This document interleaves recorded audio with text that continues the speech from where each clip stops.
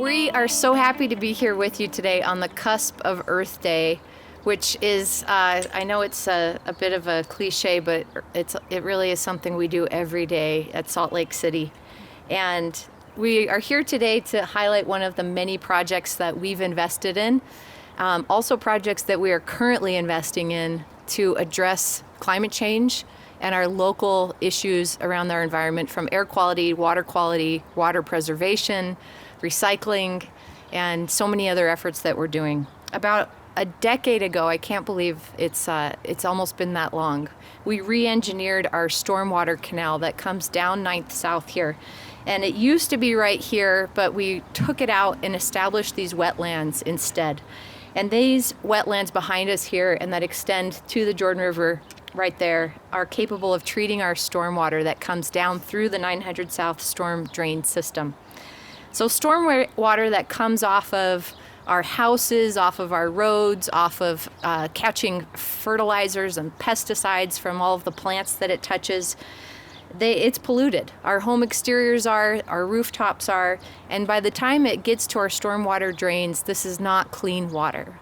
And Salt Lake City Public Utilities are some of the experts in our country on figuring out ways to take century-old infrastructure and turn it into a more ecologically friendly, but also a beautiful and approachable place that benefits a community.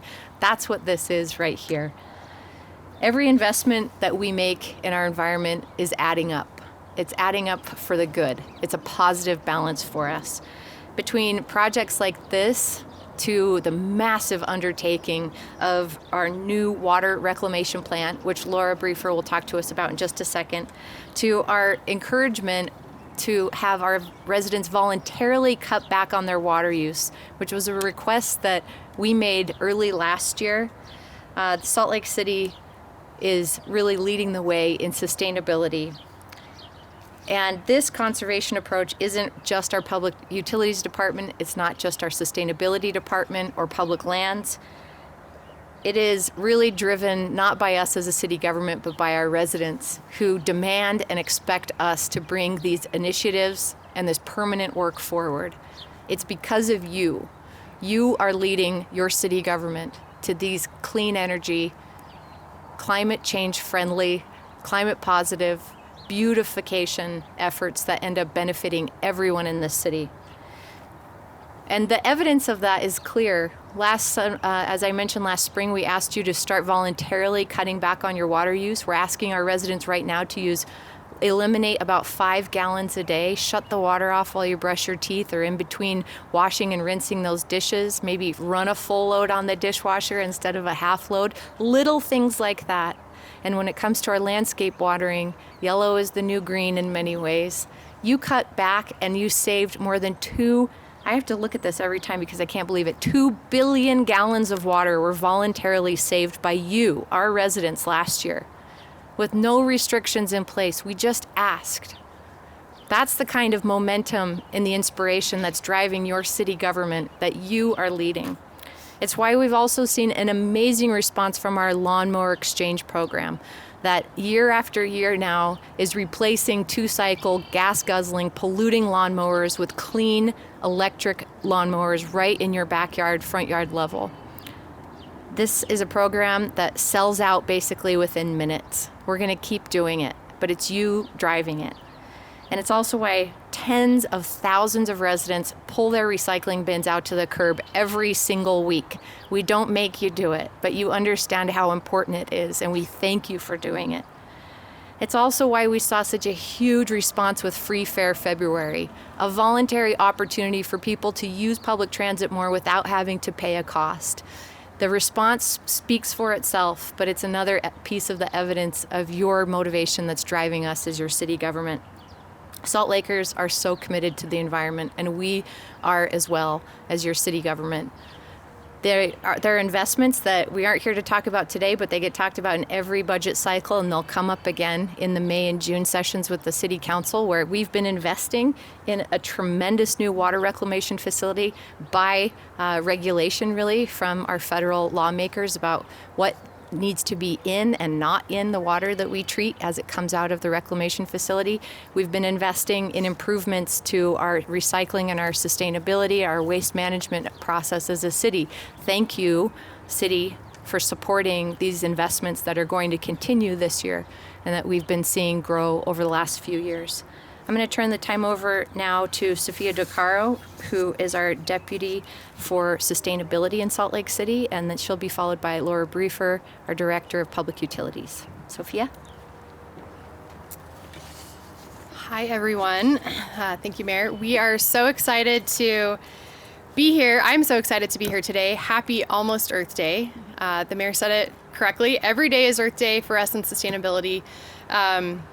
But I think this year in particular, I want to highlight why Earth Day is so important. Earth Day started in 1970. We're on the April 22nd is the 52nd anniversary. Earth Day was a call to pay attention, to clean up our waterways, our air sheds, our landscapes, our fields, and our health. Ultimately, there was unchecked pollution just running rampant across all of our landscapes and our waterways and our air. And it led to the creation of some of our most significant and important environmental laws, the Clean Water Act, the Clean Air Act, the Endangered Species Act, and they've been wildly successful. We have saved lives with these regulations, with these laws. We need to do it again. We need to do it now. We know that climate change is impacting us here and now. This drought that we're in, this 20-year drought that has been thrashing us on and off over the last couple of decades is at its worst. Laura can talk more about that. We know that this is an impact of climate change. It's not something that we're just waiting for the future to come around to. It's something that we as local government, as people, as families are dealing with now. It can be hard to remain focused on the environment when there are so many other issues, priorities, demands on our time. But I think what Earth Day reminds us is that it's not just about the environment, it's about us. It's about our communities, our families, and our future. We must continue to prioritize carbon reduction, air quality, and resource stewardship. And what we want you to know is that Salt Lake City is indeed doing this every day. We're moving aggressively to prioritize renewable energy, not just for our government operations, but for our whole community.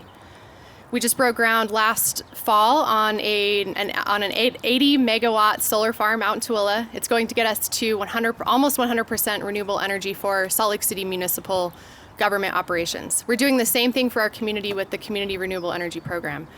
By 2030 or before, all of the businesses, residents, industrial operations, and more in Salt Lake City will be powered by 100% renewable energy. So we're doing our part. As the Mayor mentioned, we're also working to reduce pollution at the neighborhood level through the Lawnmower exchange.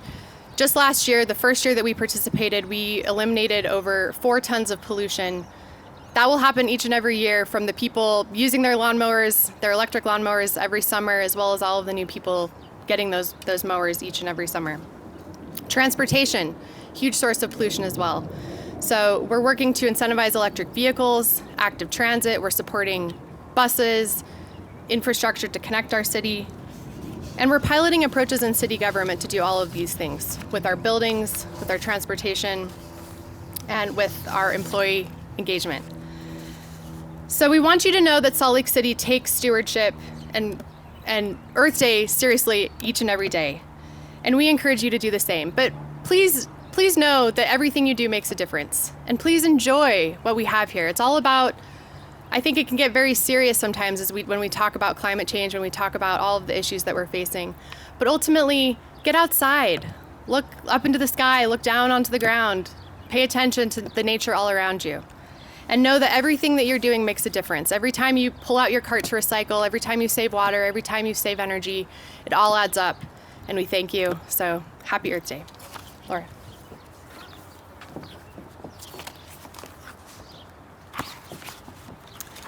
Thank you, Sophia and Mayor. I'd like to also say that we've got a lot of great city staff here, including our council member, Pui, and our Director of Sustainability, Debbie Lyons, and our Water Conservation Manager, Stephanie Dewar, our Sustainability Manager at Public Utilities, Holly Lopez, and our Water Resources Manager, Tamara Prue. So a nice strong showing on this Earth Day event, and happy Earth Day from the Public Utilities Department of Salt Lake City as well.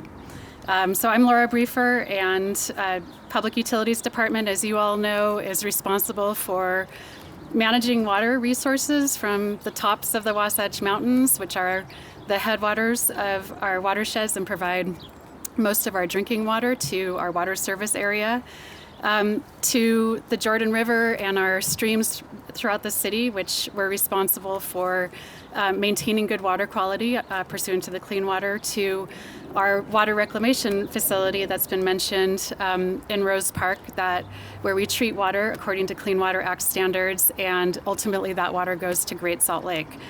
So we have a tremendous responsibility with respect to the water cycle here in Salt Lake City.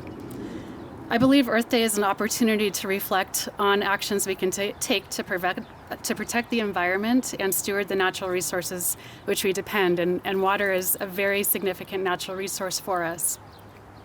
From the headwaters to Great Salt Lake, water is the lifeblood of our communities and our environment. And this year, in a prolonged drought, we continue to ask our residents, businesses, and industries to conserve water, protect streams and lakes from pollution. It's also really important to note that this year we're celebrating the 50th anniversary of the Clean Water Act. It's also the 48th year of the Federal Safe Drinking Water Act. Both of these important laws were enacted by Congress shortly after the first Earth Day in 1970, and as was mentioned, to clean our waterways, protect public health, and protect our environment. These laws and actions that have been taken by communities, businesses, industry, and individuals nationwide over the last few decades have resulted in many important improvements, but we still have work to do, especially with respect to our changing climate and the impacts that we're seeing from climate change and other impacts. It was mentioned we have quite a few projects that we are working on right now. One of the most significant, of course, is the replacement of our water reclamation facility. That project began in 2017 and will be completed by 2025. It's the largest public works project we've ever undertaken as a department, with about a cost of $800 million. And we're happy to give tours of that site too, but it is quite a large project, and it's also challenging because we're building the new treatment plant right next to the existing treatment plant. Our sewer treatment plant has to operate 24 hours, 7 days a week, and so we're coordinating both processes at the same time. That project is being conducted according to LEED and Envision standards, and so renewable energy, energy conservation, water conservation, public spaces are all part of this project that count towards LEED and Envision points and requirements. I wanted to talk about some easy actions that we can all do to promote clean drinking water and healthy streams and lakes. The first everyone can do, and as was mentioned earlier by the mayor, conserve water. Water conservation is very important for our community to be resilient during this persistent drought and future droughts. We are currently in stage 2 of our water shortage contingency plan, which is where we ended up last year and is indicative of the proactive efforts we're taking to weather this long-term drought. Water conservation can also help keep water in streams and lakes, including Great Salt Lake, and can improve the environmental and public health. A few ways to conserve water. This isn't exhaustive by any means, but one way is to enroll in incentive programs available to our area. That's incentive programs for xeriscaping, such as Flip Your Strip or local scapes programs. Sign up for a free water check to determine efficient outdoor watering levels in your yard or garden. Take simple steps to adjust sprinkler controls, including shutting off during rainstorms. check your sprinkler systems for broken or misaligned spray heads, take shorter showers, and of course, don't worry about the brown spots on your lawn. You can water less. You can also keep your lawn mowed high. A large effort that we're undertaking right now is a generational update to our watershed management plan, which drives the city's policies related to how we manage the Wasatch Mountain headwaters. That process is occurring as we speak with some great public engagement with stakeholders ranging from the federal U.S. Forest Service to the state of Utah, to counties, to non-governmental organizations, and many other government entities. You can do a lot of things to help protect our mountain watersheds or keep it pure.